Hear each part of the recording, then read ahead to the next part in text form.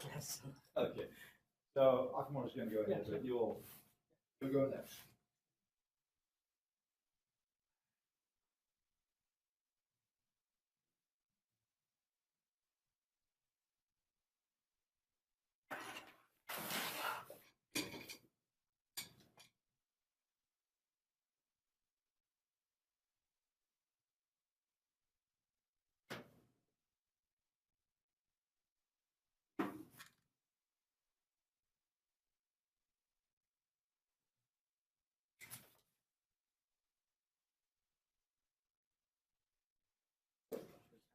We're ready if you're ready. Okay. Good afternoon, everyone. So the topic for my final project is exploring Amazon Web Services using Android client. So basically, what I'm trying to do is build an Android application for travelers, an app similar to like that of Zomato, if someone has used it. So I have added certain additional features to explore Amazon Web Services, despite of what Zomato does. So I will explain. I will explain that to you guys when I will be explaining the project Are task. you comfortable coming out and talking to us from behind the desk? Yeah, sure, but changing the slides would be a. Well, okay, I tell you what, instead of doing that, let's just, Oh, I can help him for that. Yeah, if you want. if you can, that's fine. But I was just gonna, let's move this anyway so that when you're kind of behind the fortress walls there, it's nice to get out in front of everybody and, you know.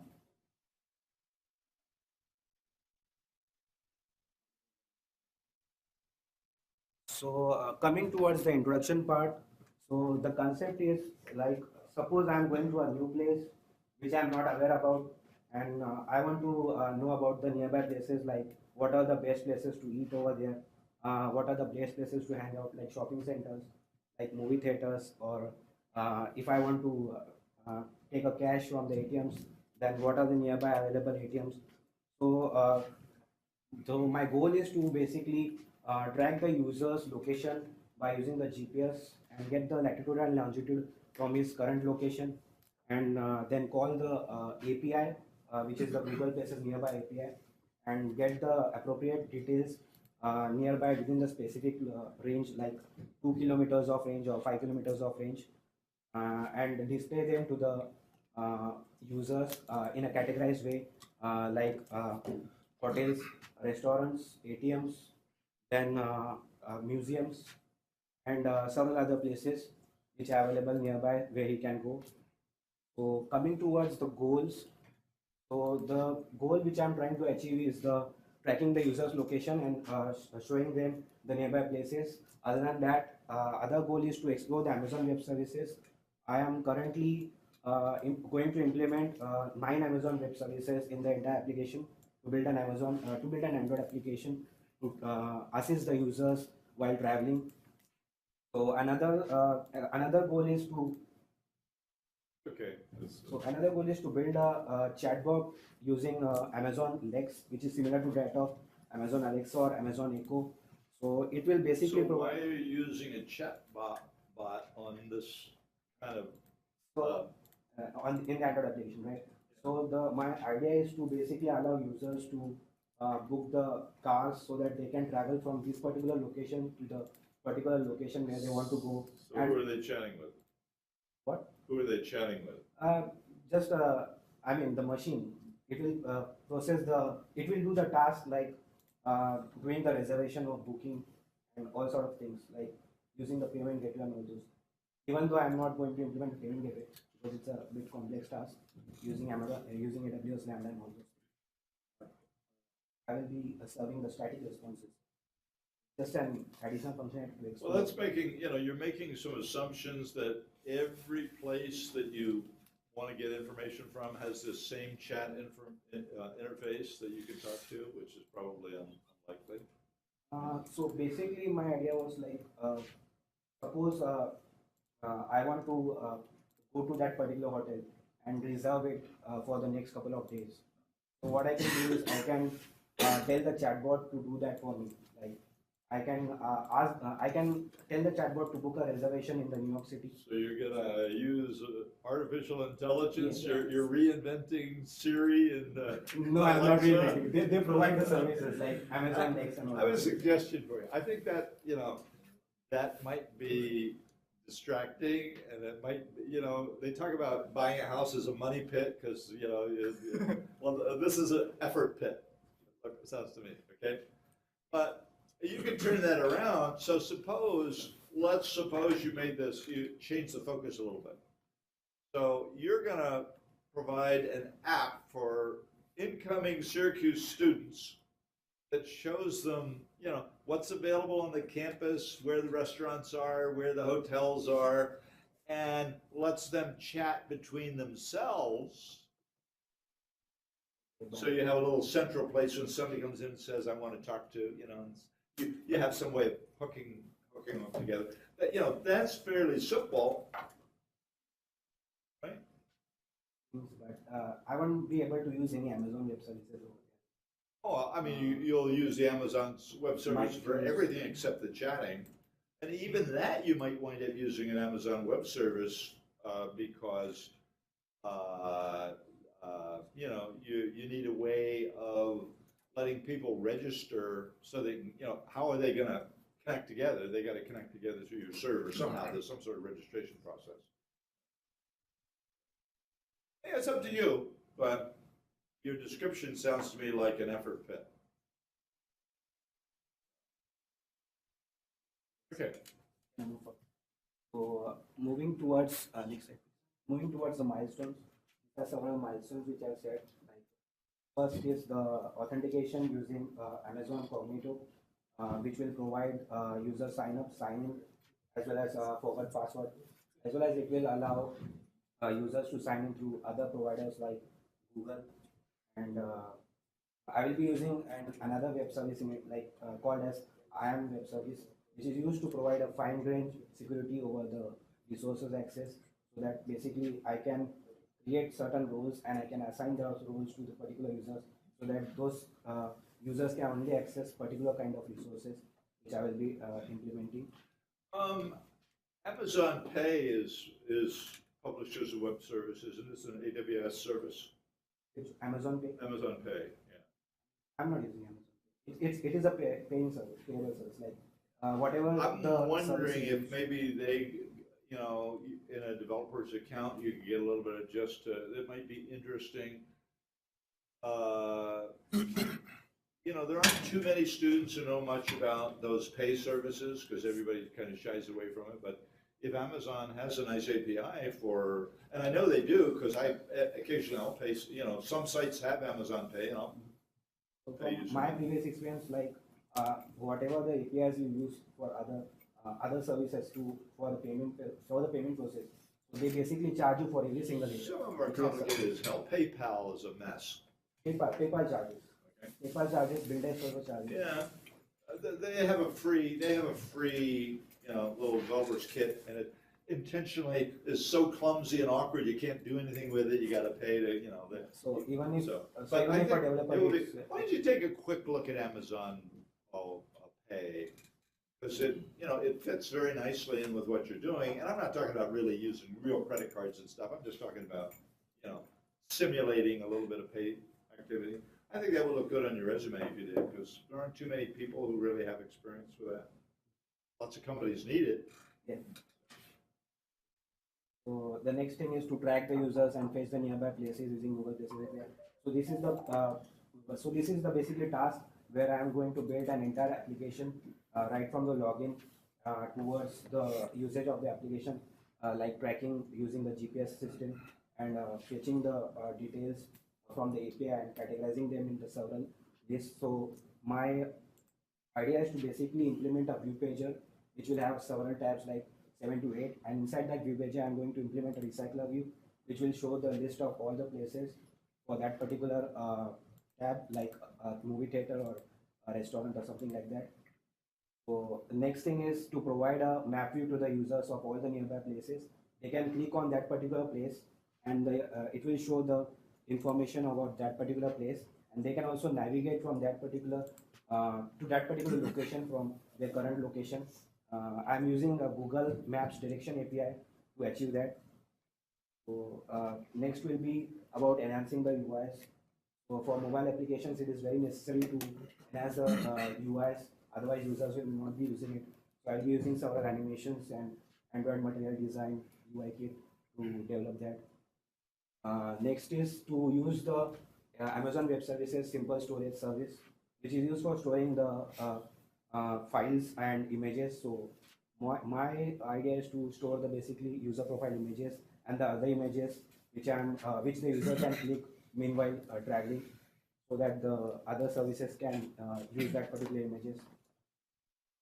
So next milestone is to save the visited places. So this is the another feature which I have added. So the users can maintain a bucket list sort of thing. They can ideally save the places which they have visited, and they can also save some places which they want to visit but they couldn't because due to time constraint or something. So for this purpose, I am going to use DynamoDB, and I'm going to achieve this by using REST API, and I'm going to expose that endpoints to the Android client. So next one is building the chatbot, which I described earlier. Well, I mean, it would be interesting. I'm just worried, this is a big project. You're laying out a lot of stuff. And this is now the end of February. And I accomplished the first task of authentication using Cognito, which I did. you need to do more than do authentication. But, so you definitely want to. I might do one or two tasks. You definitely, but maybe you want to be a little more ambitious than that. But this list is huge. Some parts of it are huge, I think. Some parts are huge. Yeah. Basically, the saving of the visited places is huge because I need to build an entire REST API using API Gateway, Lambda, and DynamoDB. Then another thing is chatbot is huge. Then another thing is AI recognition, which I haven't spoke about. So next thing is Amazon Pinpoint Analytics, which is used to analyze the engagement level of the users, like which particular task they are using most, like how their activity is going on, whether they are using or not. So industries are basically using this kind of services to analyze how the user's performance is going on with respect to their Android applications, so that they can take certain incentives and improve that.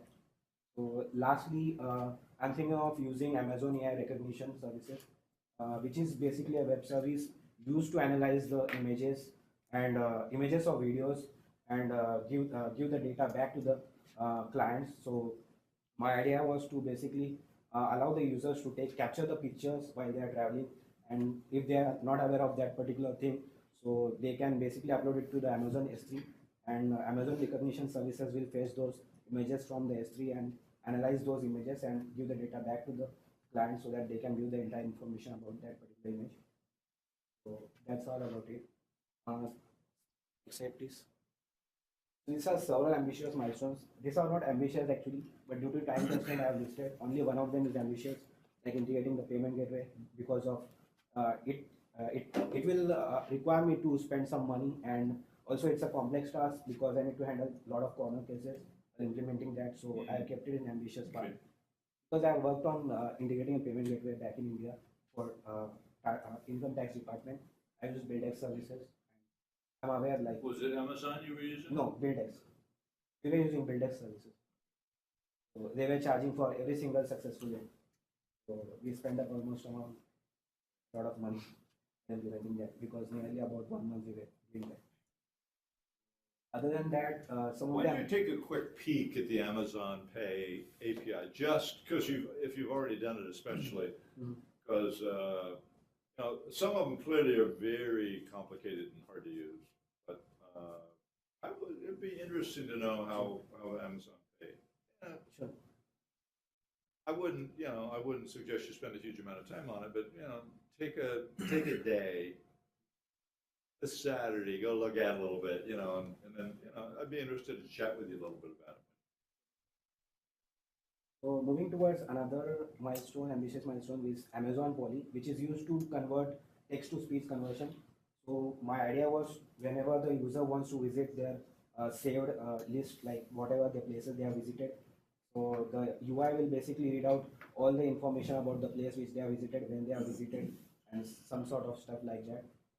So I think that will be an interactive feature for users and more appealing, so that they can, instead of just looking around, it will just the Amazon Alexa like service will just read out the text whichever is displayed on the screen. So besides that, push notifications, we all know about push notifications. Like the message will be sent to the mobile users, and so that they can subscribe to some of the offers, or they can even be made aware of new features which will be available in the app. So another thing is like hosting the app. If I am able to accomplish most of the tasks which I have listed above, I will host the app using Amazon hosting and streaming services in Amazon App Store. That's our milestones, ambitious milestones.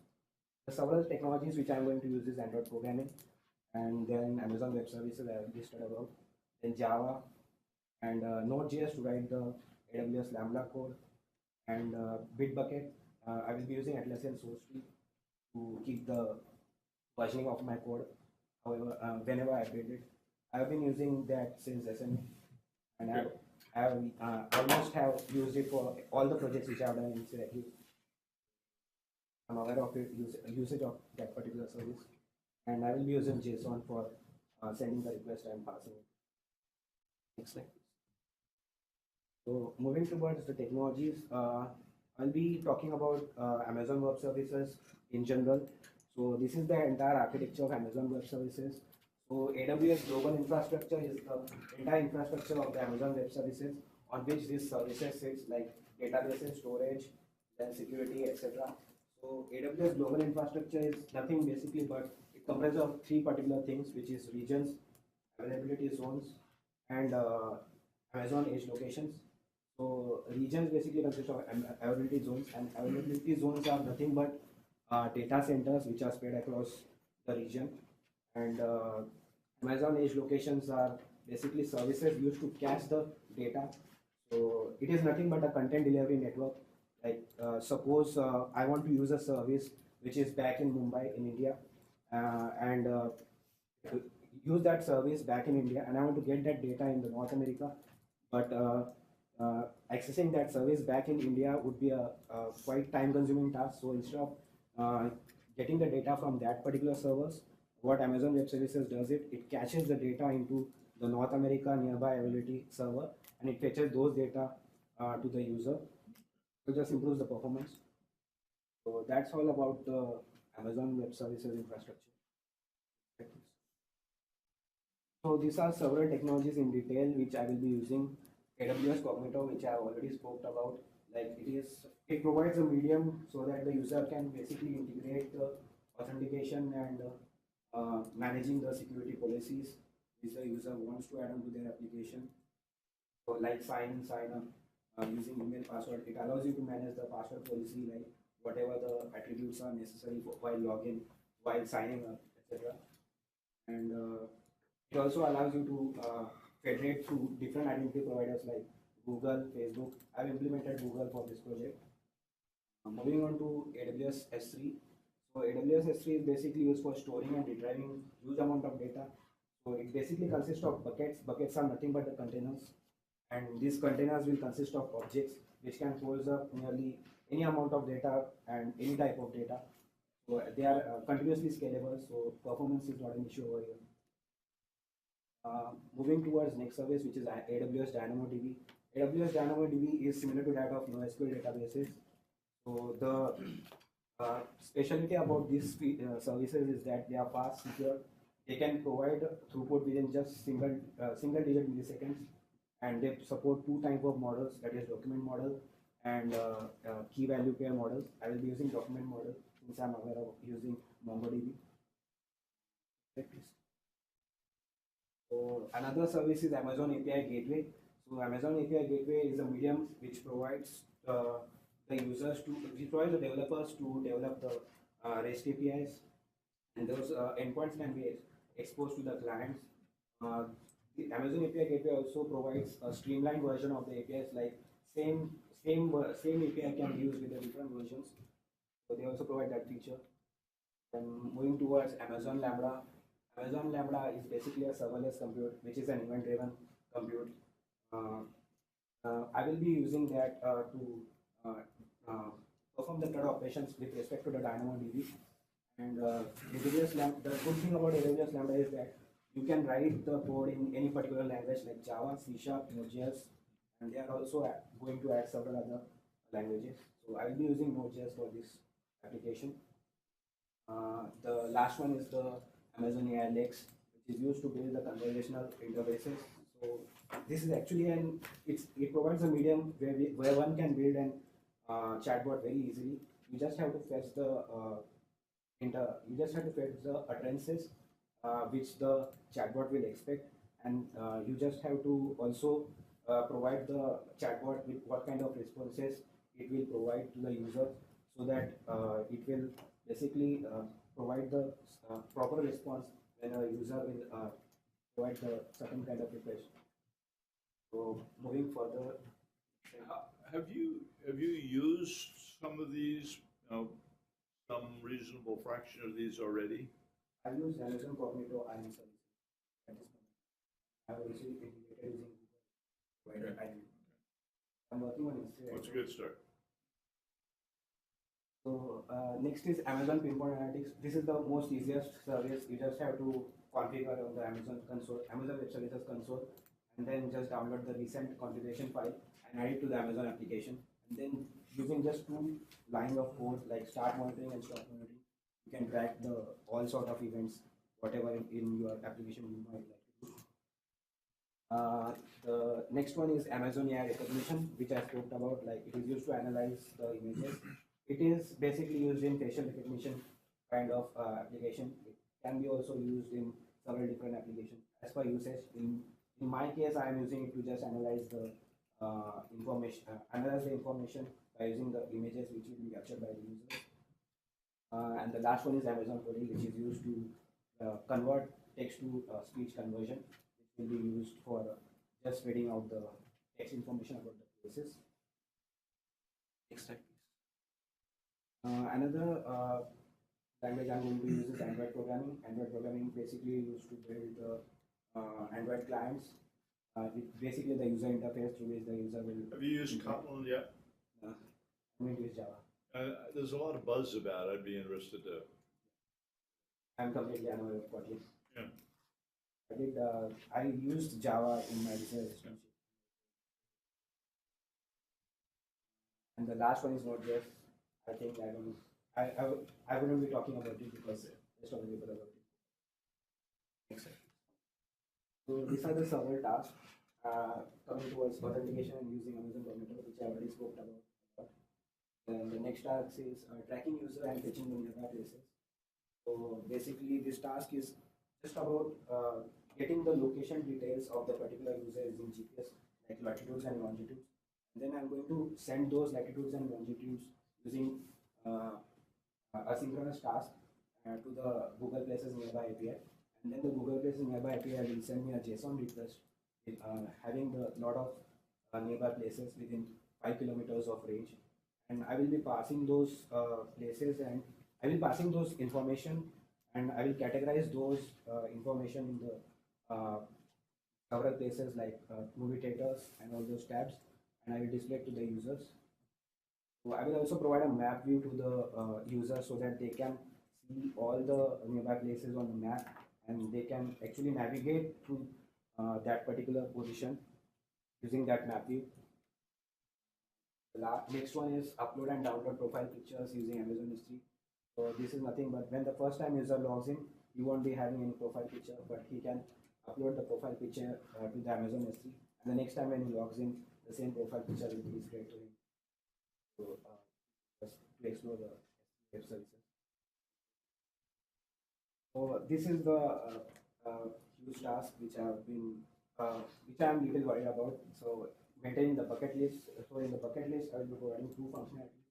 Users can basically save the places which they have visited, and also users can save those places which they want to visit in that place afterwards when they will visit it next time.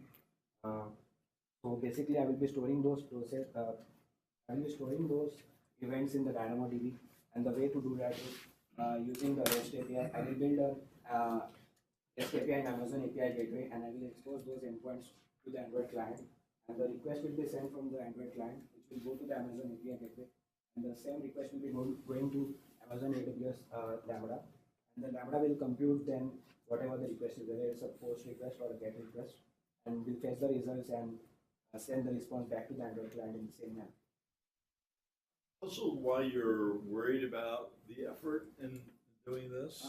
This seems like one of the easier things that you've outlined so far. Yeah. Because Seems to it's me. just like because configuration and all those things takes a lot of time, like debugging and all those things. But is everything else you've talked about? Okay. Because the rest of the thing is like building an UI and then passing the data and all those Okay. things. It could be just my This is just ignorance new about thing, the, so- you know. This is not just the new thing, so I haven't estimated like what amount of time it will take. What's next? So the next task is to build and integrate a chatbot. It will basically allow users, as I spoke about, to book the car. Like if he wants to go from this particular location, the place where he wants to go, like a hotel or a restaurant to eat, or book a reservation. But how about the other, I mean, what's happening on the other end? So you're gonna book a car, you gotta connect to Hertz or Avis or somebody, right? No. That part I'm not doing because that will be then a complex task. I will be I just fetching- agree. So, but now this is, Okay, so I think the best thing you can do is add an intent to chatbot, and it returns a URL which takes you to the booking page. that's a very reasonable thing to do. That's Yeah. what. That's a good suggestion. Yeah, That's a can be good achievable. suggestion. Good suggestion. Just directly, but still I'm not aware like how that can be done. Suppose I want to book an hotel in New Well, York let's City. not, let's not worry about those details right now. There's other fish to fry, we need to talk about this, and we also need to let Lakshmi and Nupur get a chance to talk too. So the last task is to no, this is not the last task. So one of the tasks is to get the information of the clicked images, which I spoke about using AI recognition and Amazon Web Services. So the data flow will be like Android client will be sending the request. Amazon, if he is authenticated, then only will be allowed to send the request.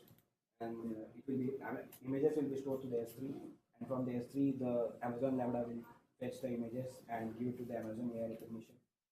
Amazon AI recognition will analyze those images and fetch back the data result to the client again. So it's like this. So these are the last two tasks, like enhancing of the UI, which I spoke about using animations and all this stuff. And there is another task which is used to analyze the user engagement level. So, and these are the few ambitious tasks which I talked about previously. It was inside. Team, it's just me. The deadline, like by the end of March 25, I will be done with this team. By the end of April, by so I might move one or two services that kind of Amazon Poly. I'm thinking of moving Amazon Poly up because that is achievable and I have a criticism of what you've done. So this sounds a whole lot more like you are building a framework for building mobile applications than you are very light, very brief on what this application was and why it would engage users, and you said a few things, but it has been, most of this was here's, and it sounds like you're building a whole framework so that now somebody else can come in with a concept and build their application. That's my reaction to what you said. A, that, and B, that there's no way on earth you would get anything like all this stuff done in a period of time. Okay. You really, there's nothing wrong with setting out to build a framework, but if that's what you're going to do, that's what you ought to advertise it as. If you're going to set out to build an application, your first step really is to spend a little time convincing us why this is interesting. I started to steer you into Syracuse a little bit because you could, it would be pretty easy to get something that would be really useful for incoming students who are new to the area, they don't know what's going on, they don't have any friends or very few, So a nice way to connect, you know, and your chat could be just a communication between, you know, allow people to post, you know, I want to go to dinner tonight. Does anybody want to come? You know, and do hookups and stuff like that in local places. And you know the area. It'd be easy to make up little lists of sites and stuff like that. You're so broad, you know. I was just thinking like a user is lonely, like when he visits to some place, and then he might just. I mean, there could be value, but if I was a you know, an investor, I wouldn't give you my money because, you know, I don't really see the concept. You know, I said some big things, but gee, I can think of about 23 applications that those words could describe. Drago, Groupon, okay, so, and nothing wrong to have, you know, with having those as models, but I think, you know, if you want to build a framework, that's what you ought to say you're going to do. If you want to build an application, then you want to start out by showing us why that's engaging, why that would be interesting, and then pare a lot of this down, much smaller, because I don't think you're not going to do it. Do you think? Not everything, like, but most of the things which I've listed. You know, I can see you, so you've had some experience already, and what you'd like to do is strengthen your experience with those, you know, with the Amazon services and all the tooling that's available to you, and that's a good thing. I just wanted to add on as much as. Yeah, if you want to do that, then why don't you turn this into a project that's going to build a framework, you know, to open that gateway for applications, and now, you know, you have a trivial little application just to demonstrate your framework. Maybe we could chat about it a little bit, you know, sometime, but. I just showed the demonstration of the prototype which happened. Let's not. It's not. That's really probing. What you're saying is I want to do half my probing presentation here, and we'll never, you know, we've got 2 other people to present. So, and, you know, you've used up well more than 1/3 of the time. So let's stop here. Okay. I'd be really interested to see your probes during the probing, you know, the probing thing. But let's chat a little bit sometime real soon, you know, tomorrow afternoon or something. Thank you.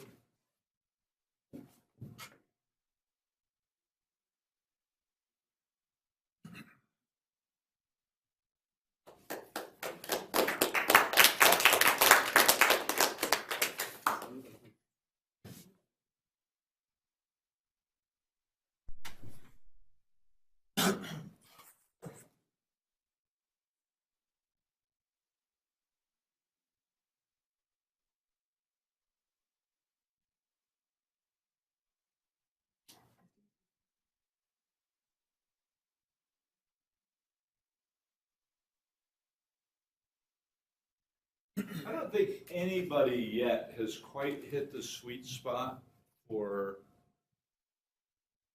presenting the concept. Concept wants to be, you know, you want to come away from the concept and say, oh, that's a cool idea. Oh, yeah, that would be useful. I'd like to have that. And it doesn't take a whole lot of technology description to get us to that point. Once you're there, then to unroll a little bit of the, you know, what you're going to do and stuff.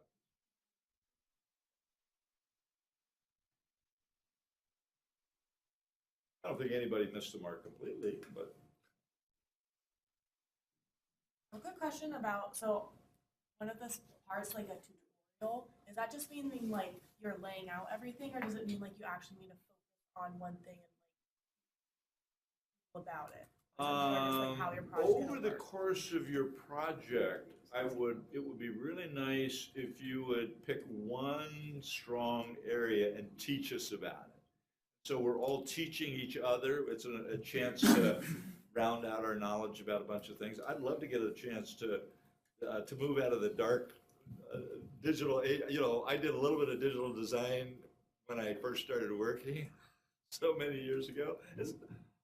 I know it's totally, totally out of date, and I'd like to learn a little bit more about what's really going on. So, John is going to do a little bit of that, and from an application point of view, you're going to do some of that, and John's probably going to do a little closer to it. Is that more in the probing or a little bit in this presentation too? The intent was that it could be either, and probably a little bit of both. So like, for instance, communication between a device and a sensor can be like I squared C.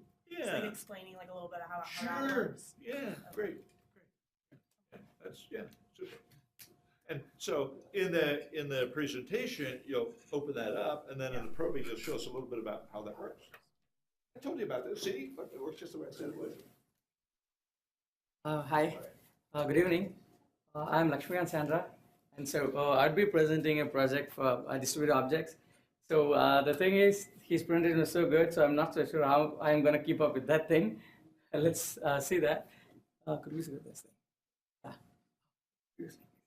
Yeah, the main thing is like, as far as the application is concerned, it's very simple. My goal is not about making any application which is more useful as such. My main theme is about exploring technologies and designing a good system as such. So for that purpose, I've taken a trade-off between choosing an application as well as choosing technologies to be. And for that sake, I've chosen an application which is essentially a deals web application. So these are my personal goals, why I wanted to do this project as such. First thing is like, I wanted to build a complex system. So, and that should follow all the good software principles which we have learned in the past 3 courses, which are really great, and I learned a lot from those 3 courses, especially from the course Design Patterns and ORE.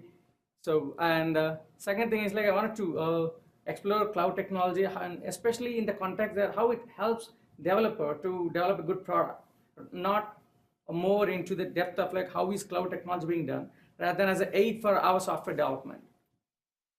And other thing is like I want to explore JavaScript and all the frameworks related to it. That's essentially because like these days, like I've seen everywhere like it's more of JavaScript, because browser is more or less turning into an operating system itself, and we don't have to install, download, or run anything from our desktop. So we can almost do everything from the browser. So, and JavaScript, without JavaScript, nothing can be possible to do in the browser. So I'm more interested to learn in frameworks in that. And apart from this, this project also enables me to learn other tools like, incidentally, I have to learn some other tools like you get to learn Git systems, and you get to learn some of the other things which I'll introduce later.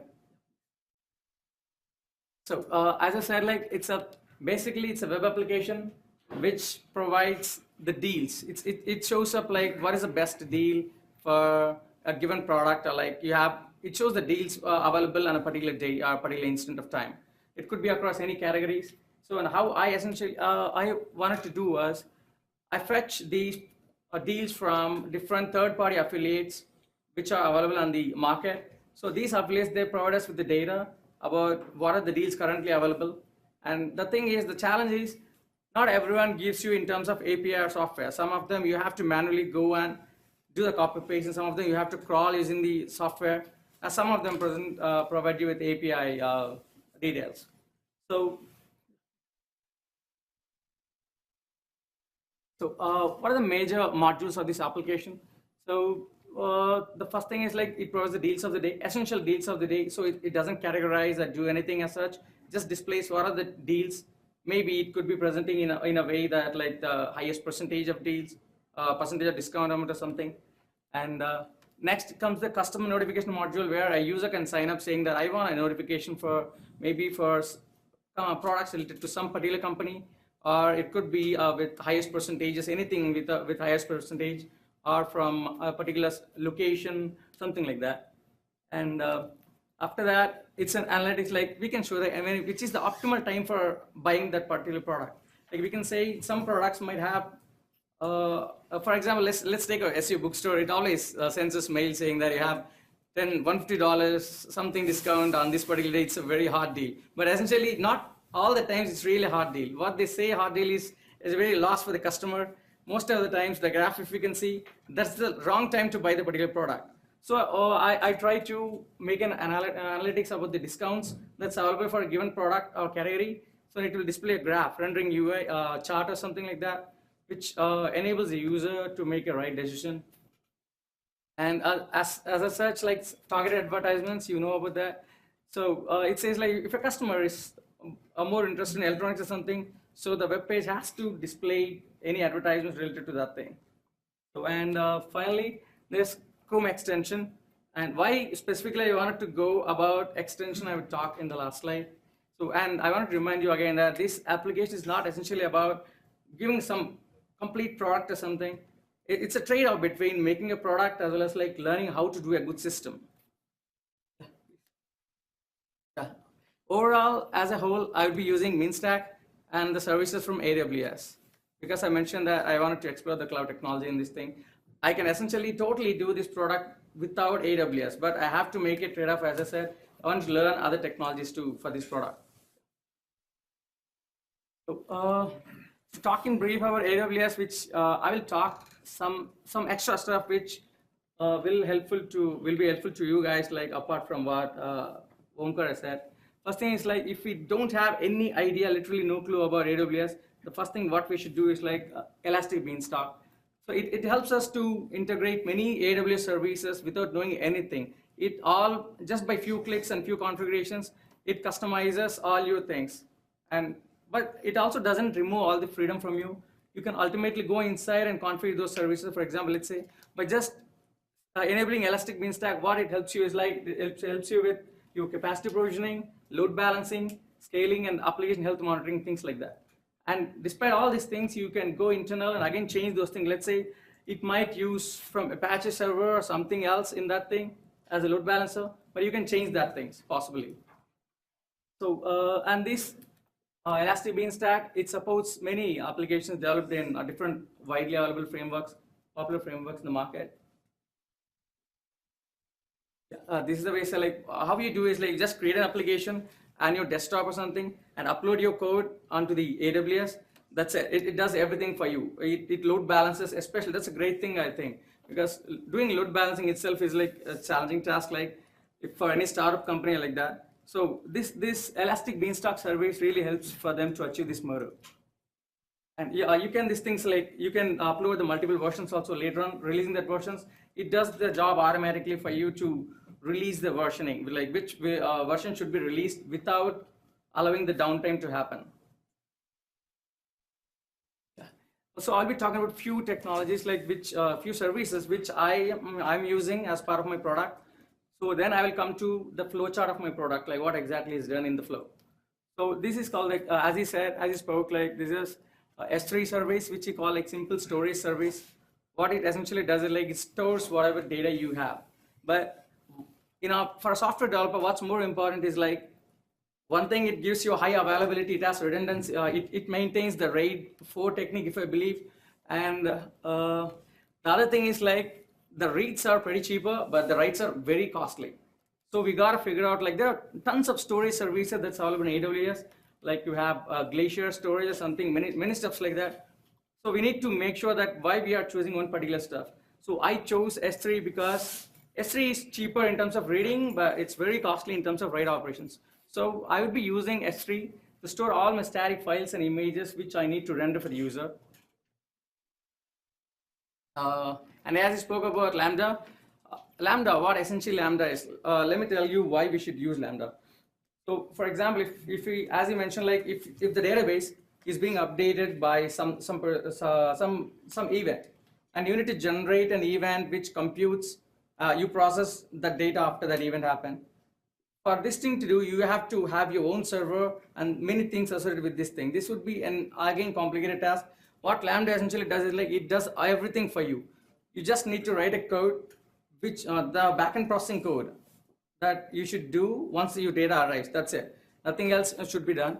So for this thing, so that's what we call it. What the official term mentions, like it's a serverless backend code compute service. That's what they call it.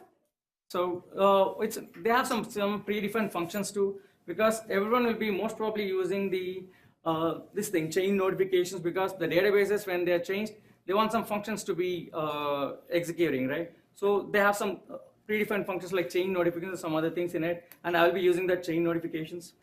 But I won't be using the DynamoDB, and I'll tell you later why I did that. So it's available in major languages. To observe what's going on in the Amazon cloud? Pardon? Is that what you're trying to, the goal of this is to observe what's going on, which operations are running in the cloud? No, that's a different thing. That's some CloudWatch something. This is like, we have a database, and let's say, in my case, my database will be containing the deals of the day, but these deals could be expired in a fraction of minutes after they have been up in the market. So the database again changes. So when the database changes, I might want to happen something else to be done based on processing this data. Right. So this triggers the notification. So what Lambda essentially does is like, I might be writing in one just function, let's say that. Does this trigger a notification to you, the developer, or is it triggering a callback? To the developer. Okay. To the developer, it triggers it. I mean, for the developer writing the code. So there will be one more connected code. You're It's kind of dispatching delegate. notification to Yeah, cause something to happen exactly. in AWS. Yeah. So it's more like a delegate, which we used to do. Yeah. So, and one more thing is like, it's available in across languages. But as I said, like the important thing is the cost is measured in terms of like how many times your code is being run, and the basic unit of measurement is like 0.1 seconds. And I think that's really costly, because if you write notifications and if it keeps running for multiple times a day, that's going to be costly again. But I wanted to explore it because that's been talk of the market as of now. So I just wanted to explore how it works. Do you get a developer's account that gives you a little bit of free? Yeah, I have to. It's both like they have free tier services and some things have to be paid. I'm paying for some for them. So I just wanted to explore like how it does. So Okay. Don't get a bad surprise one day when they send you the bill and you say, I can. There's luckily they provided us a tool. 100 what? $1,000? They provide us with the tool saying that you can customize. Like I've kept the bar at $10. So if the bill crosses $10, I get notified immediately. Okay. So, and the API gateway, which he talked about, it enables us to develop all our services to be in RESTful. It has some easier way of doing this thing. And their main focus is all about microservices these days. So, and what this helps us, like you can fetch services from many other developers in the market and integrate into this thing. And this is called something called SQS, which is a simple queue service. It's more like you can consider like the blocking key which you used. It's just a queuing service. So based upon the queuing, events in the queuing, I'll be processing the further events. So, and I'll be using Nginx. And this is essentially an asynchronous HTTP server, which also follows more or less like, to give an analogy, it's like the process pool and thread pool, which we did in SMA. So I was more attracted for that thing. But it also provides load balancing. However, I would be using Elastic. There is an application load balancer service in AWS. I wanted to use that particular part. So in case if that provides any difficulty for me, then I would be switching back to this Nginx again. So now that I've talked about what are the technologies, main technology that I'm going to use. So this is my basic flow chart, that's going to happen in my application as such. So here the user triggers. Once the user triggers the website, like you'll be loading, the Nginx would be my main gateway. So what it fetches the static images from the S3, and then the dynamic is just calls the application server, the Node.js, which I'll be using Express and Node.js over here, and it fetches the data from the MongoDB. This is the main database for me. And what happens is like this is the here there are two databases you can see. One database is like there are a few companies, third-party affiliate companies, which gives you data that the deals of the day through your RESTful service. So this one gateway for this thing. It will be uploading one particular database, and the other database like where an administrator has to do manual copy paste and editing and writing comment stuff like that. So that will be done in this thing. So any changes over here will be triggering. This is the queuing service. So it provides notifications to the Lambda events. It triggers events to the Lambda, and the Lambda functions then updates the main database from which the node will be fetching and displaying these things. Next slide, please. So in this process, like there are tons of AWS services that can be explored. I'm not so sure how many I'm going to use this thing. But these are the probable things which I might be using again. Just like one simple notification service, as you said, like you can send customized notifications to people if they are interested to know, like, because the thing is like during Christmas or whatever, a particular deal could be expired in possibly like few minutes or so. They might request a mobile notification. So that's possible using this simple notification service, and this is free. I don't know why they give only few services for free, but this is free. And Contd, as you mentioned, it's for user authentication. And as I spoke, application load balancer versus Nginx. I couldn't get much details because I have to have my hands laid on. Only then I can know much about that thing. But as far as I've been visiting the Nginx site, what it says is like there are some things which are not possible with load balance. It restricts you to have all the service, all the code environment to be present in the AWS. So it restricts your freedom over there. So that's why I might prefer Nginx in this place. And the other thing is like virtual private cloud. What it does is like you have few services. Let's say, please go to previous. Yeah, as I said, like these are all intra-application communication happening over there. So nothing of these things should be exposed to the public network. So all these things communicate using virtual private cloud, which have their own IPs, and they give us the freedom to set our own IPs and subnets. So I wanted to explore that part too. Next. Yeah, and why you wanted to do a Chrome extension? First of all, Chrome extension, when there are tons of websites and many things these days for one particular functionality. So how do we make a user remember our app, application, or whatever? So one way is like you have few things like extensions when they are constantly displayed on the top of your browser. So you will get to know when you think of a deal, the first thing it should strike about our company, because then the notification should be present on the top of the Chrome browser.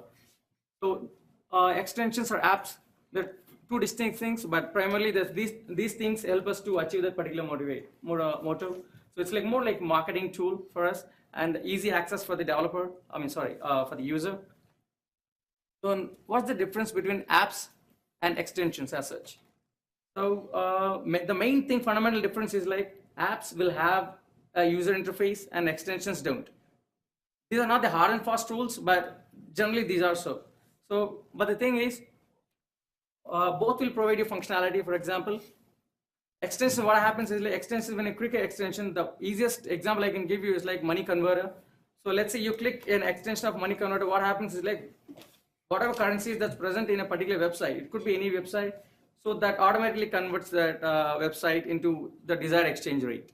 So it works across all the websites, not present in an isolated way. As the name itself says, extension, it extends the functionality of the Chrome browser. So that's what it does. So, and in apps itself, there are two different things like packaged apps and hosted apps. What apps are essentially is like, it's just nothing but a website probably wrapped in particular way. So when you click an app, what it does is like it takes you to the entire, it has its own dedicated UI page with like just nothing but opening one more tab in the Chrome. That's it. So in it, there are two different types. One is packaged app and the hosted app. What hosted app is like, it's a website wrapped in kind of like, it displays a small image icon, but once you click it, the server, the code, everything is being hosted in a remote server, and so you will be making an API calls to that thing. The other thing is it's a packaged app. It's a packaged app. Packaged app is nothing but you will be downloading entire thing into your hard drive. So the user will have that particular software on his hard drive. So when you wanted to make extensions or some apps, you'd be most probably preferring based upon the behavior what your application needs. As far as my application is concerned, my main purpose is like, let's say a user has visited Amazon or Walmart. So he has searched for a product over there. Let's say it's a iPhone 6. Then what it says like, there's an extension pops out, says that there's a better deal available in some other place. It just says that there's 50% of the price other than this thing. Or like it could also say that this is the best deal that you can get in the market. So this what is a functionality about. So I don't need a UI part for this thing. So that's the reason I wanted to go for the extension. But I keep this thing as one of my ambitious goals. I'm not so sure whether I can reach this thing. Yeah, as I said, like the functionality of the extension. I'm the sole member for the team. These are my milestones.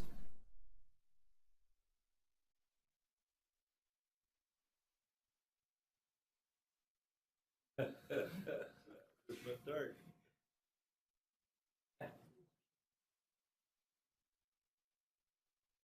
You lose the HDMI connection?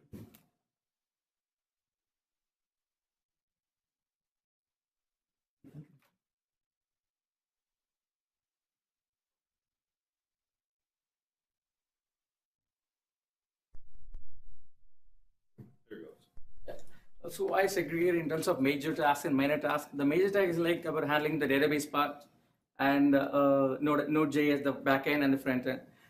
So for the database, I would be doing, I counted in terms of there are 8 weeks total. So yeah, there are totally 8 weeks. Only half of the page is being displayed, I guess. Yes. Okay, I'm sorry, there's some being edited. So what is essentially is like there's totally 8 weeks spread across these 2 months. So each this thing is like 2 weeks.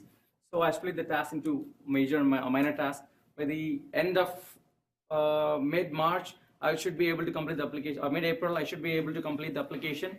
And the Chrome extension part and analytics part, the targeting advertisement parts I'll be doing in the end of April, if time permits me.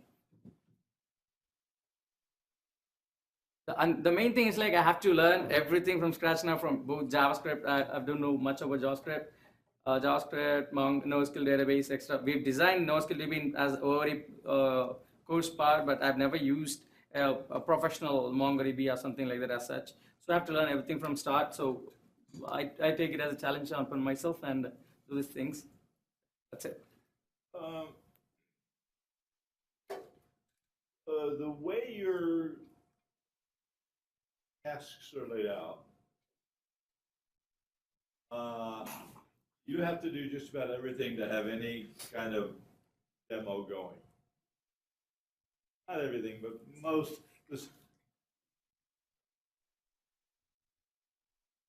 You know, can you go to the slide, the milestone slide? So, you know, the last is design the UI scheme. No, there are still a lot of things. I don't know why it's being Okay, displayed. but still, the point is that, you know, you're going to have nothing to display at the end unless you do almost everything. Maybe, you know. No, I mean, I'm going to split it up in terms. Okay, yeah, I got it. But you're in danger of coming to the end of the semester and saying, well, I know a lot about all this stuff, but I don't have anything to show you. So I'm sorry, I put it that way, but I won't be doing it that way.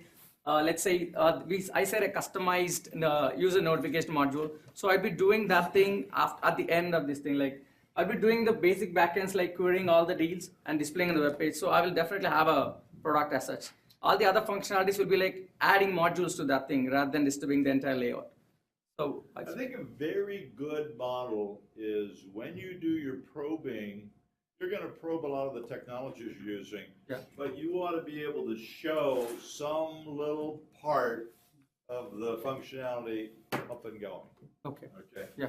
Just so that's kind of a guarantee that what I have to do, I'll be elaborating on, you know, this is my first sprint. And my later sprints, I'm going to be adding functionality, but, you know, clearly I'm at least that. So you meant to say that I need to make a demo in probing for all the functionality too soon?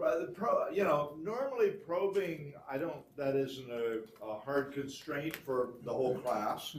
But a project like this, where, you know, you got lots of things, you're trying to get your arms around everything, and you're in real danger of getting your arms around not nearly as much, you know, at least maybe you'll learn a lot, but not get much put together, not have much to show. So yeah, the thing is like I spanned it for my summer too. That kind of a project, you really want to drive to get some piece of the functionality up and running. I also planned it for this summer, so to extend work upon this thing, so like that. Yeah, but you know, that's great, that's cool, but you got to have something by the end of the class. Yeah, sure, that will be there. So, Okay. I can't grade you on what you're gonna do in August, so. All right. All right. I have somewhat the same Actually, issue with what you're saying as what I did with Akmar, You're ambitious, you're trying to learn a lot, but the concept isn't strong enough. What you'd really like is a really strong concept, and then you could say, now this piece of it, for sure, that's my first thing, and all of my initial probes are going to be focused around that. That's kind of the model. But I wouldn't. because the thing is, like, as I said, like, I wanted to learn how to develop a good system, but Perfectly acceptable objective in this class. I couldn't identify idea which. Especially, particularly if you take some of us along with you, so that we learn a little bit about it with you. Yeah, that's perfectly acceptable. But you got to have something going at the end of the semester. Yeah, sure. Okay. Yeah, Thank you. Okay, Nooper, you're gonna have to talk like crazy. You guys didn't leave you much time. Yeah. If we need to, we can go a little bit into Tuesday, but that. Did I cross the time limit? Is that we're progressively gonna fall behind. Did I cross the time limit? Beg your pardon? Did I cross the time limit? A little bit. Oh, Not too bad. Both you and Akmar took a little more than your time, and so Nooper has twice that less.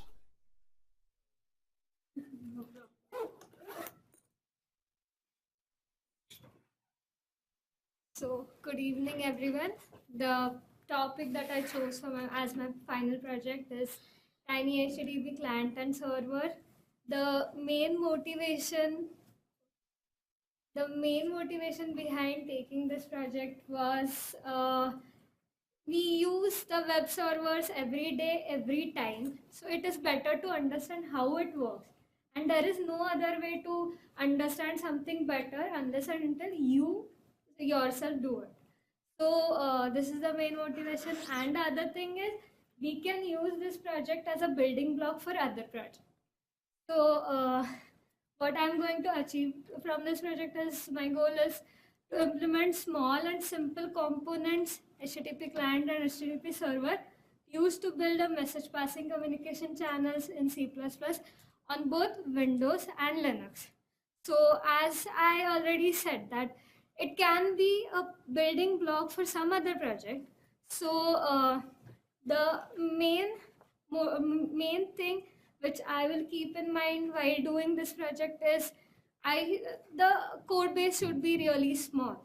Means if we will use this project in some other project, then this size of this project should be small. So that the good news is I won't have to write many lines of code. But the challenge here really is that I'll have to write efficient code so that I can achieve what is expected in smaller number of lines.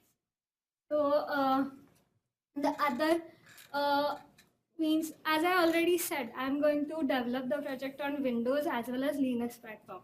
So another measure of success is the ratio of common code to that of the code which is unique to both the platforms. So I will try to write more of a platform independent code other than platform dependent code. And as we all know, Google serves like 40,000 Google search requests every second. And whenever we submit any request to Google web server, we used to get the result in less than a second. So there is some sophisticated load balancer which is kind of taking many requests from the users and means distributing it evenly on the web servers. So I'm not going to develop that kind of sophisticated load balancer, but I will try to implement the smaller, simple load balancer using process pool concept, which we already used while developing the build server in SMA. So I'll try to use that concept and develop small load balancer. And when I started looking at what I'm going to develop in the project, I understood that libraries like sockets and process, I will have to develop separately for Windows and Linux, because those libraries will need some platform dependent function calls. So I'm going to work on those libraries. Next. So these are the technologies I'm going to use. I can even use HTTP 1.1. Recent is 2, so I will try to use like latest version of HTTP. There's a lot of stuff yeah. that goes on in Yeah. 1.1 that you probably. Yeah, means I will firstly develop and using HTTP 1, Yeah. and then if there is time, Time if and I can, energy, yeah, enthusiasm. yes. Then I will move to other versions, then sockets, and I'll develop on Professor's simple C++ tiny HTTP server and client code. Next. Yeah, this is the basic class diagram of how I'm going to structure my project. So HTTP COM core will have the core communication logic. HTTP client will send the HTTP message like request, and will get the HTTP response in the form of HTTP message. Similarly, HTTP server will receive the request from the clients and take appropriate actions and send the responses. Both of them, the communication between HTTP client and HTTP server will happen using sockets, because we all know like the servers and clients won't be on the same machine. Those will be on a different machines. Those machines might be using different platform. So those two processes will have to communicate with each other using socket, because they will be communicating over the internet. So socket class will have all the common attributes of which we will need while constructing a socket. Then socket connector will help the HTTP client to connect to the server, and socket listener will help HTTP server to listen to the connections, means listen to if there is some client which is ready to connect or which is requesting for some service. The HTTP client and server will be communicating using HTTP type of messages, and HTTP request will will be responsible for forming the HTTP request with the method and then path and then HTTP version. Methods can be get, post, put, delete. I will talk about those methods in detail in later slides. And HTTP reply can contain the status codes from the server. Then next. So yes, as I already mentioned, I am going to develop simple load balancer. So the purpose of load balancer is means it should not the particular server should not be flooded with user requests, or some server may not sit idle for like a large amount of time. So every client request should be means every client should be served within, means response time should be small. So the load balancer will take the responsibility of evenly distributing the user requests to particular assigning the user request to particular servers. So here the major challenge is how to identify the load. So the simplest thing that I can think of is using the queue, means each client will encode, each client will put the request in the queue, and then load balancer will, according to the size of the queue, the load balancer will decide how much processes, like each process will be one server running independently, and how much such servers are needed to serve these many requests. So that is a major challenge. I haven't decided about how the load balancer will communicate with the servers, means with the processes and get the reply. But I will. Why wouldn't you use a tiny HTTP? Yes. Client server? Yes.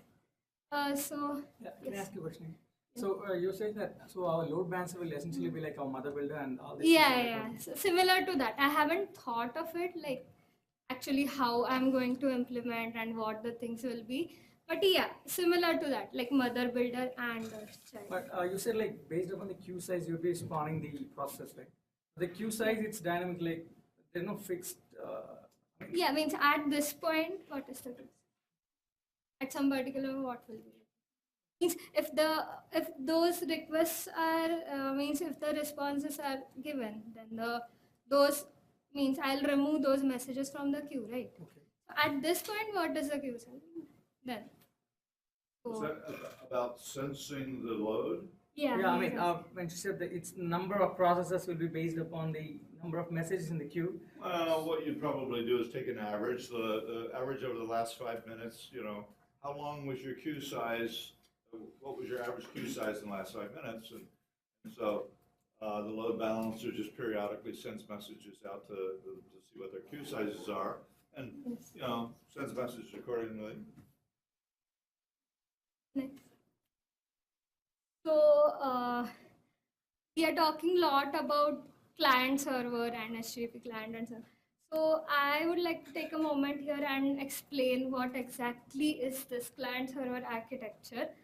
So the example is whenever you go to Subway, like there you will get the customized sub.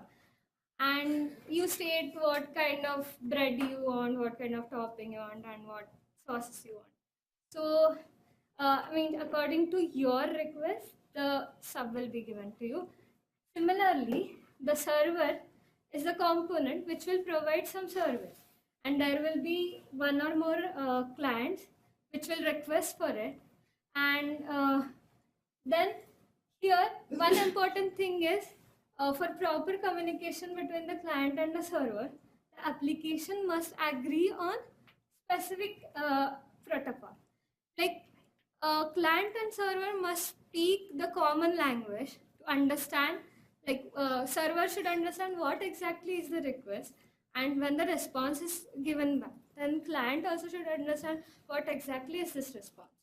They must speak some common language. So here I'm using HTTP. So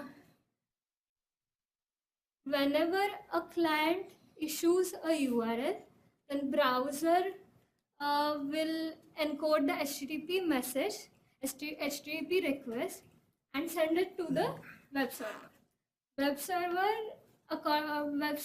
will find the underlying function or file or program using the URL, and then that file will be encoded in HTTP response and sent it back to the browser. Then browser will decode the response and display the proper contents. That is how the basic web server, client server works. And as you all know, as I discussed, here the message request should be like perfect to get the proper response. So the format of request and response messages are really matter here, are really important. So how those messages are structured, they have both request and response have similar structure. So they have one initial line, then 0 or more header line, then one blank line. The blank line is essential to differentiate between the headers and the body. And the body may contain a file which is requested by a client, or if it's a request, then it might contain a query data, or if it is a response, it might contain a query output. So here are the HTTP request methods. Get will retrieve a resource from a web server, then post will update a resource, similarly put will store a resource and delete will remove the resource. Head is one specific request which will just return the header that a GET request would have obtained. Then, so whenever some client will send some request, the server will respond using appropriate status codes. The status codes are generated by the server to indicate the outcome of the request. So the first digit identifies the general category of the responses. Like we used to get 200 or 404 page not found errors.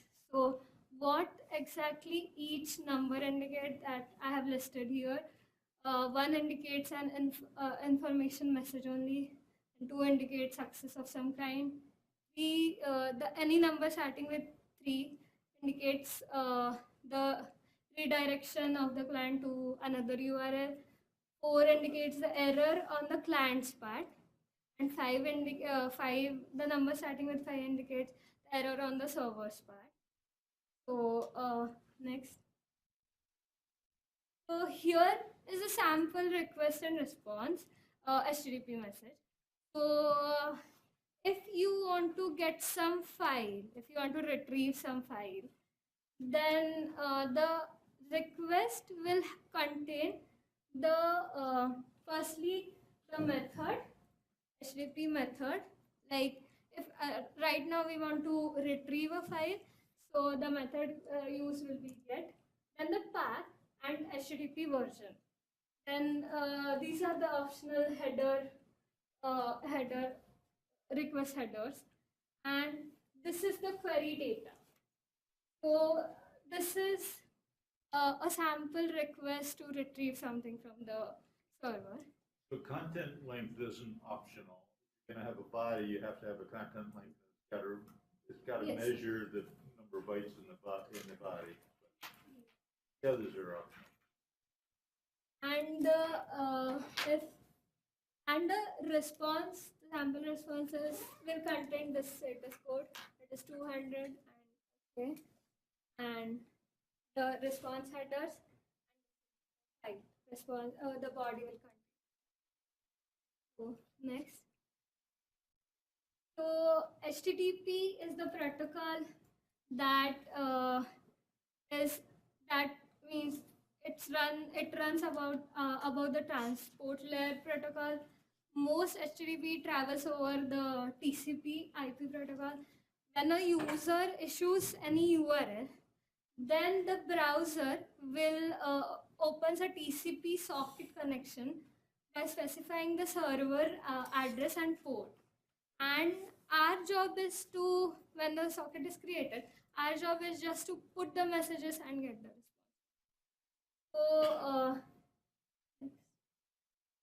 So here is how basic socket works.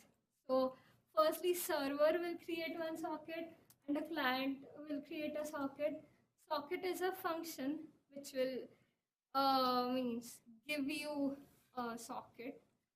Then bind will bind the means it will bind the created socket with the local address. Then that local address will be combination of IPv6 or IPv4 address and TCP port number. So this binding method is really important here because to the port and address, the server can say now at this address, and means server is identified by that port and address. So then using listen function, server will it's like now I'm ready to listen, accept the connection from the client, and then the socket basically maintains a queue, and all the requests from particular users are put in those queues. And the accept method will retrieve those functions one by one from the socket queue, and send and receive are the two methods through which you can send the data to client and get back the data. And close is for closing the socket.